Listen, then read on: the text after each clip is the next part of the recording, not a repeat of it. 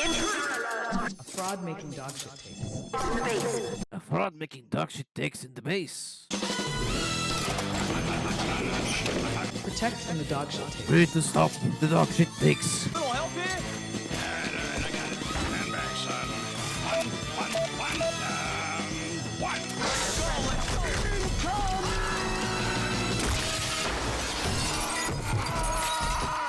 Hey, it's still here. Gentlemen.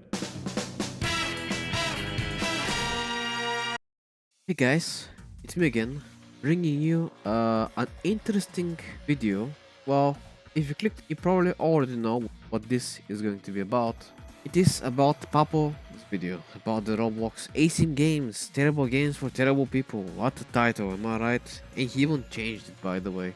Today I shall debunk how bad really are his takes about these Asym games. So let's get into it, shall we? And also don't forget to like and sub if you enjoy, it helps me immensely. So I will try to debunk each part as much as possible. First of all, there's not much to say about the first section of the video. He just talks about what he just gives explanation of what Asym games are, the first Roblox Asyms, how they came to be. So honestly, this part has nothing unusual here. He just talks about his games and just, you know, explains what they are. Not much to say here. So yeah, I'm gonna move on to the Forsaken part.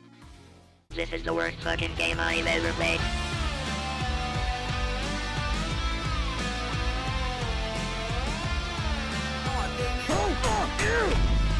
Forsaken is a blight on this platform, and serves as the cause of the current landscape of Asym games on Roblox. If something is synonymous with the term, it was more than likely inspired by this hog shit. Forsaken. He talks about the game balance being bad, that it copies DVD but worse, the weird balancing and power creep, the weird community behind the game, and how the people don't even play the game because it is not even good or something like that. And also the weird obsession with people like Sheletsky, I think it was called, and also the weird monetization of the game has. Now, I personally don't have a lot of hours played on Forsaken. I have barely touched the game, so please correct me in the comments if I'm incorrect on some stuff. So first of all, I think he makes probably an okay point about the balancing and the power creep of the game. I think that can happen with any Asym game. Most Asym games, even did by DIY, could happen. So with more newer characters are always more complex and will have more power to them eventually. That's just how it works. Older characters feel less useful. It's not, I don't think that's completely correct, but honestly I would not say they're useless, because it would just seem an extreme statement that they're boredom and useless. Jesus, we're going in hard! Strap in!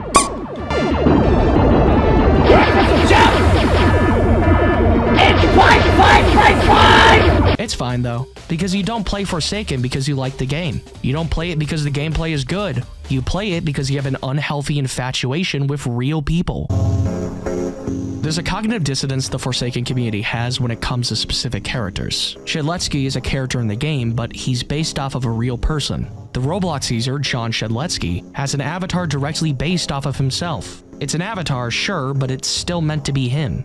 It's not an OC, it's a persona. It's the guy John Shedletsky in Roblox. But you know, don't tell that to the people drawing him as a 400-pound chicken.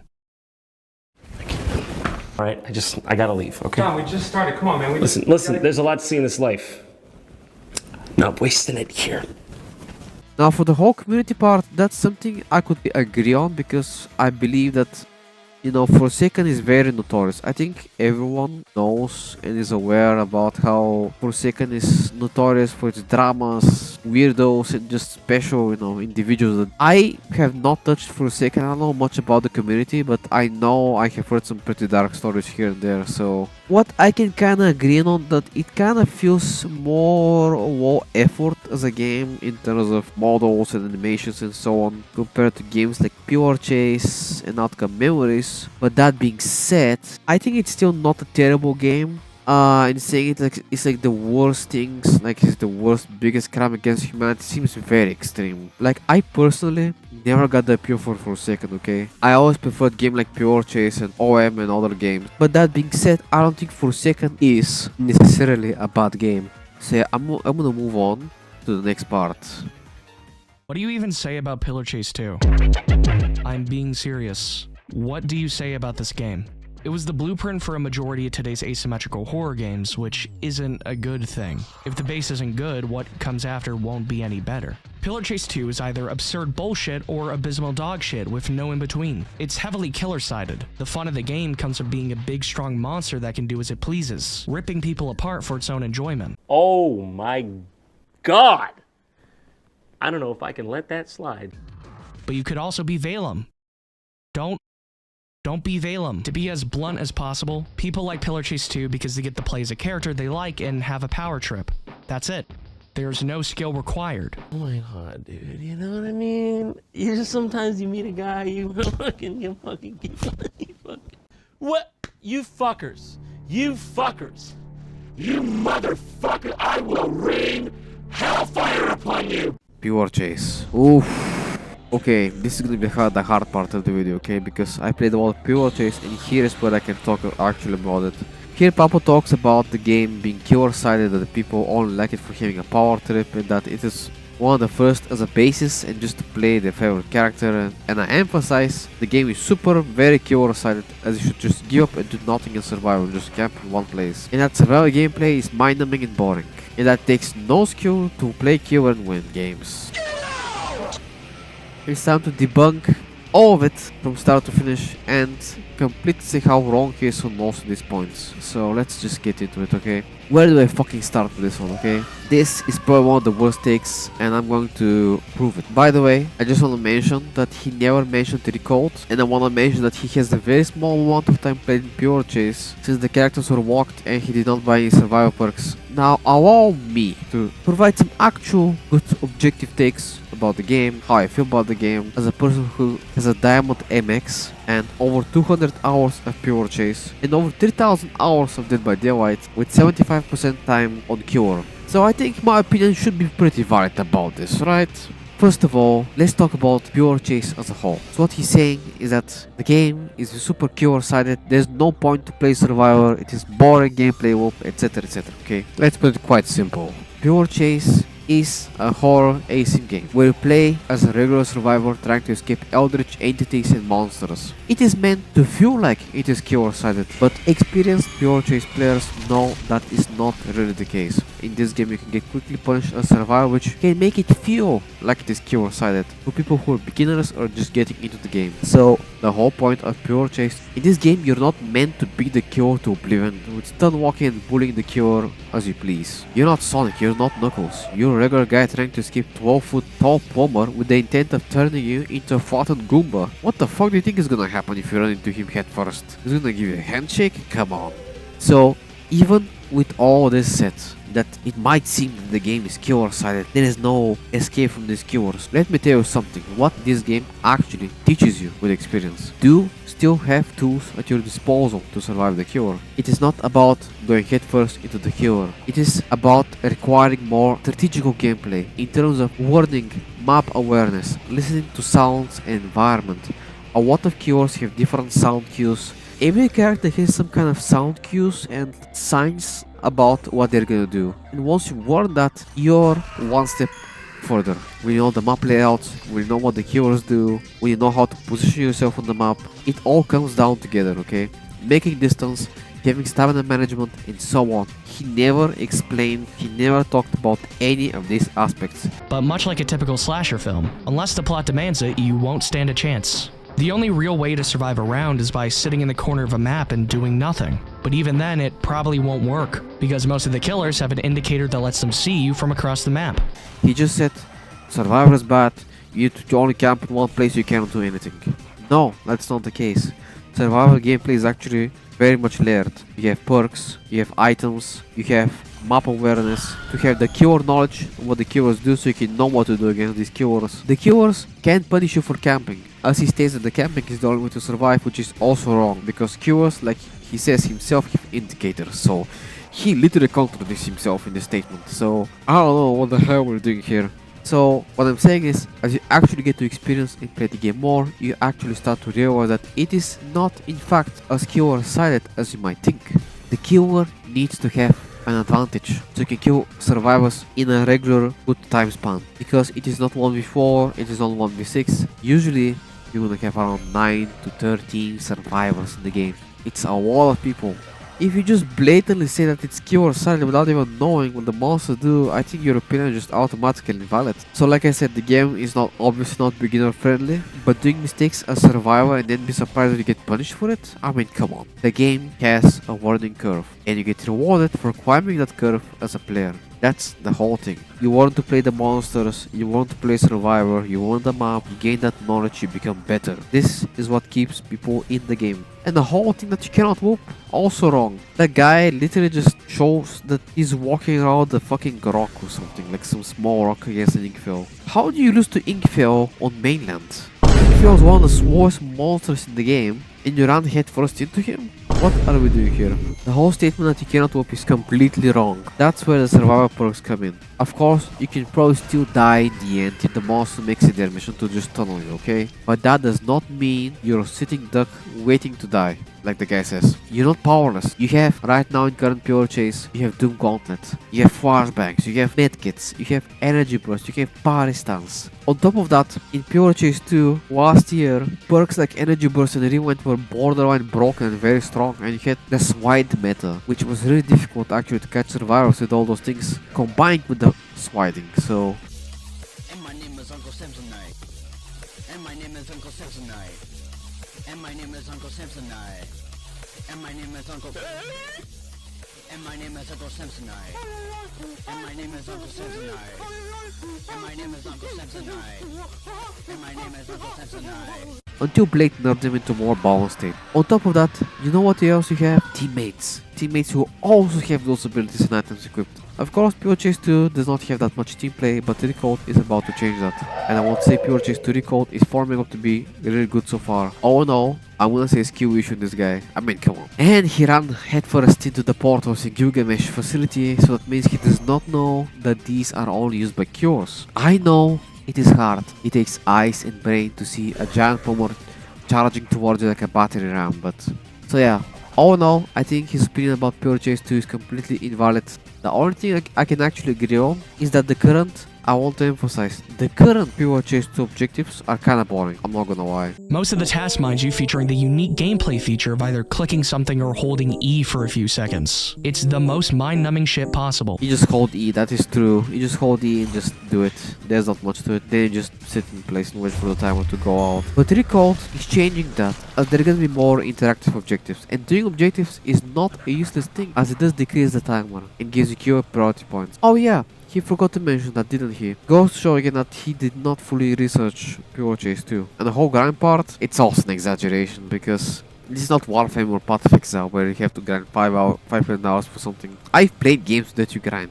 I've played games that you grind. This is not that type of game anyway. So overall, pretty misinformed take and just salty opinion about the game. Someone who played the game very little amount of time and does not understand fully what they're talking about. Tell you what, it is okay for the game to be Q side, because you know what? It is even sweeter to survive, because that means you also played well, and it means a lot more because you outsmarted the monster. And also one more thing, I want to talk about the Recode. People have already very positive opinion about the Recode and Soldwise, so the survivor and killer gameplay does feel more fresh and more interactive in Recode. Overall good direction. And the whole Valum statement, like, boy, I'm not even gonna comment on that. Anyway, moving on.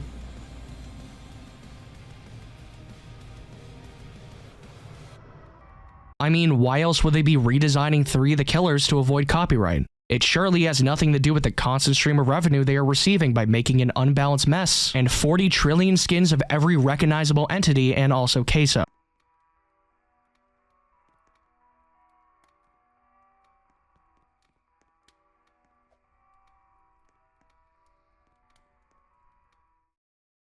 I'm gonna talk about the Doom by Fate section. Here he talks again how this is just another lazy copy of Forsaken. So I genuinely don't know much about this game, so I can't really give an honest opinion about this. But again, it just seems like another very salty opinion, just dogpiling on another Forsaken copy. But here's a twist. From the short gameplay I have seen, the game does show more variety in terms of characters and what they have, so... And remember, Outcome Memories was supposed to have a co-op with Doom by Fate, but unfortunately that did not happen. Moving on, that is just another dogpiling. I have nothing to say about Pwned by 14.0. I'm not joking. This game is boring as fuck. The only reason I have it in the script is so this video shows up when you search for the game. It's the exact same as everything else, but you can jump. I lied about the definition of retro slop in the previous video. This is retro slop. It doesn't have a unique art style. It's just using old Roblox as a veneer of quality. The what now? Again, just seems more like dogpiling on the game, which just seems like another Forsaken copy. I know there's probably a lot of Forsaken copies, but the thing is, if you just don't like them, just don't play them. Don't force yourself into these games. The whole part that strikes me as weird is that he put that there just for traction. Like, what the fuck? What? So you're intentionally baiting viewers because of some obscure copycat Forsaken game? So you can dogpile on it? Like what? I'm generally losing brain cells. This whole video just feels like a giant rage bait. Break In and Steal Things is a game with all style and no gameplay. That doesn't mean its art direction is good, but it's better than most. It has a style and it sticks to it. The UI elements are reminiscent of old Roblox and function like they should. And personally, I adore that the game is in 4:3. I'm a sucker for aspect ratios. I genuinely have not seen this game either. Like, I don't know what to say about this, but it's just more dogpiling. But probably the only thing I could probably agree, I guess the waiting part can feel annoying when you died early or we're just waiting for the round 10. I think that's probably the only valid criticism. Moving on, Die of Death. Die of Death is an odd one. The first time I played it, I didn't like it and thought it was rather awful. Currently, I don't believe that. The game is pretty alright, but only in comparison to everything else. As a base, it's rather dull. There's no objective. There's nothing for you to do to give you the idea of a goal. You run around, find the killer, run away or fight, then die or win. The end. There's nothing else to it. The thing that makes it unique is instead of pre-assigned abilities, the game has a random deck mechanic before every round that gives you 2 random abilities for that match. It makes the game function almost like a roguelike. You don't know how the abilities work until you pick out a kit, so you end up spending the first hour or so trying out new abilities until you find a few you prefer over the rest. And the next time you play, you can look for a specific build instead of randomly guessing. I think that's very unique. It's a wonderful addition to an otherwise boring gameplay loop. I don't believe Die of Death has an identity of its own. In comparison to BIAST, if I showed you these 2 games side by side in the same aspect ratio, would you know that they are 2 different games by different people, or the same game at different points of development? They're both so retro. They are both asymmetrical horror games with big quotation marks around horror. The same gameplay loop, the exact same death screen. The only difference is one has an objective to complete and random items around the map, and the other is a roguelike with no purpose. When you take away the one unique thing they have, they are pretty much the same game. It's a burger with different condiments. No matter what you drench it in, it's still meat on a bun.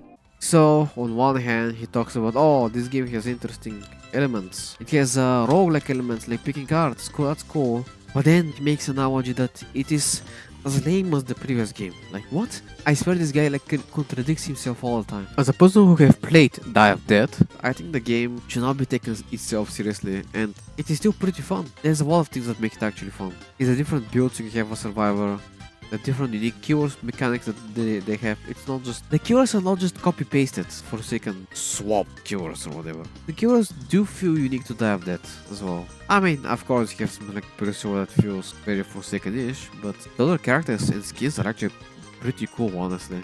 There's even Anna in the game, I believe.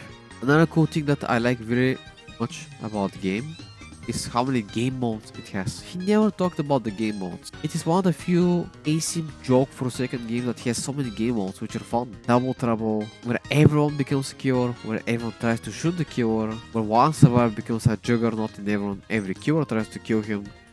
So what I'm saying is the game is fun, if you're just looking for dumb fun.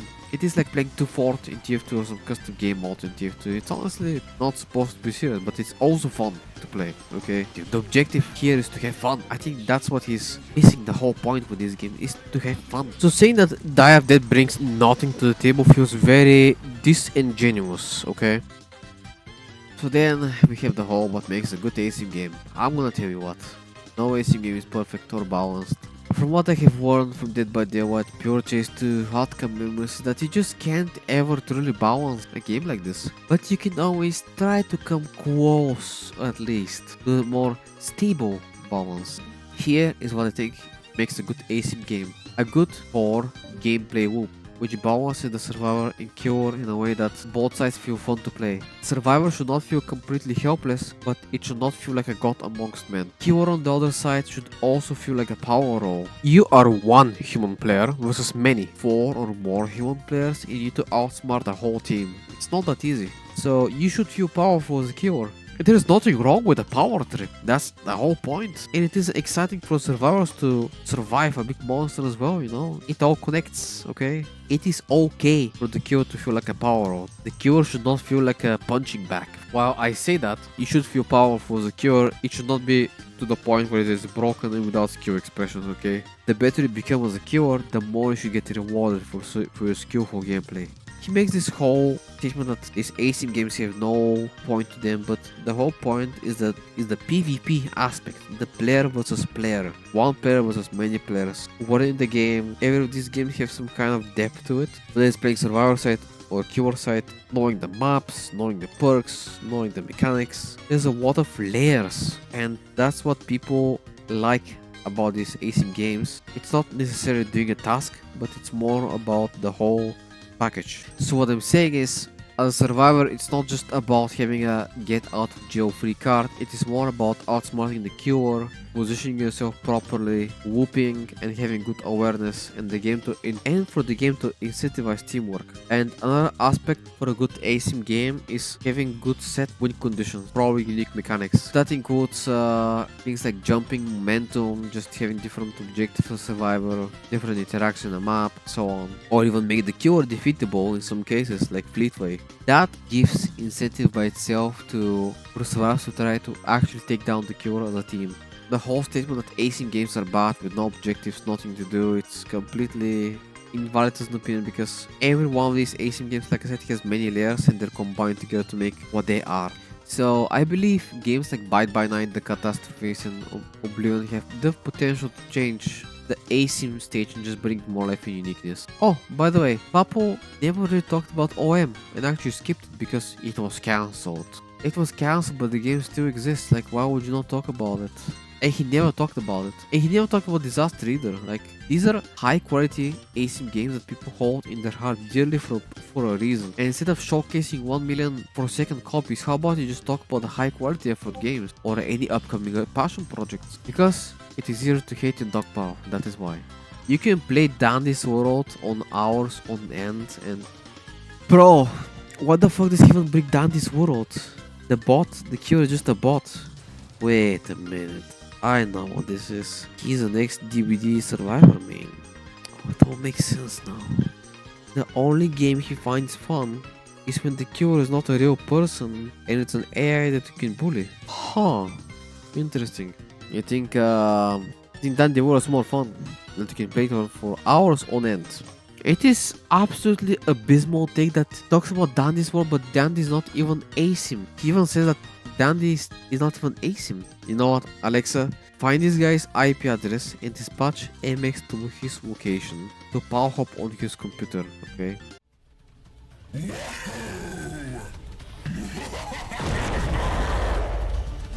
Honestly, this whole video just won a giant rage bait. It all boils down to... I hate even for a second copy. For a second is the worst thing to exist on planet Earth, and I also hate pure chase. But wait, the biggest punchline, the biggest nuke of the whole video is about to come. The biggest dog shit take from the entire video, which makes every other opinion he makes even worse and nonsensical, and complete contradiction of what he said before. So, the game he actually likes is the most simplest of them all. The biggest irony that he talked about the games not having no objectives is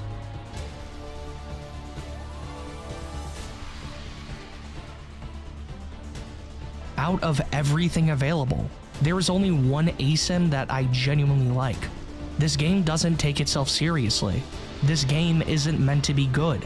This game is a joke, and it's been a joke since the beginning. That game is you versus Homer.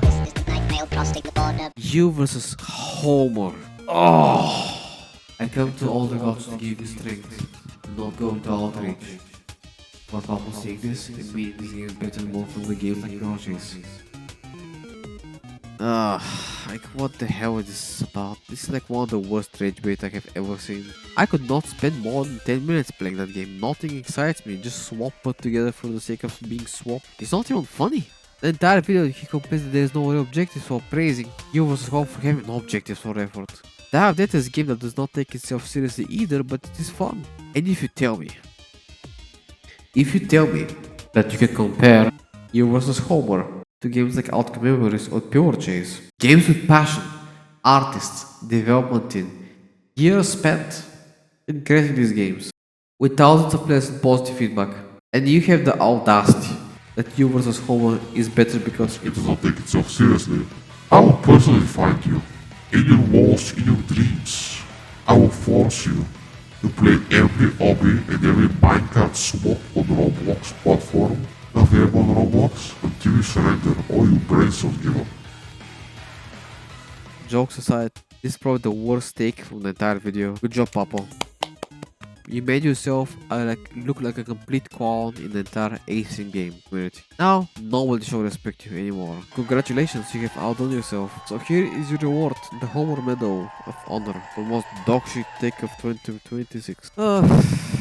Honestly, I still believe Asym games can be good as long as there's passion, worth, and work put into it. Pure Chase 2 Outcome Memories are statements to that stable, to that pure, so to say. There can be a lot of slop, but there is also funny games out there, like DEBUNKED. Then you have the more quality games like Outcome Memories, Pure Chase, and many more. And this is just the beginning, with the upcoming high quality projects like the Catastrophes, Byte by 9, Fracture Genesis, and more. I believe in the potential, as long as the game don't get scrapped or anything, of course. What I'm saying is, you can still be objective, criticize a game for its balance, flaws, or whatever you don't like aspect about the game, but you have to do so in good faith. But completely saying that these games have no depth and are pointless while praising you as whole seems completely contradictory. The whole point of these Asym games and why people come back are the characters, the depth the games provide, and the skill expression. Here's my advice. Crazy mediocrity and slop only encourages more slop. Anyway, what I want to say is that these games are not perfect. Disaster, Outcome Memories, Pure Chase, so on. These games are not perfect, but and Dimensional Coalescence. But these games are not bad.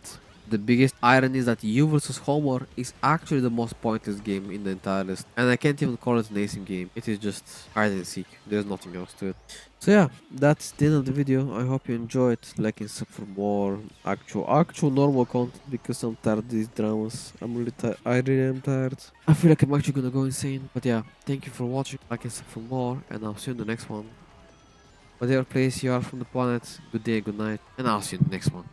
Stay tuned, okay? And don't forget, Roblox Asym games can actually be good, as long as the right team, the right project. See ya.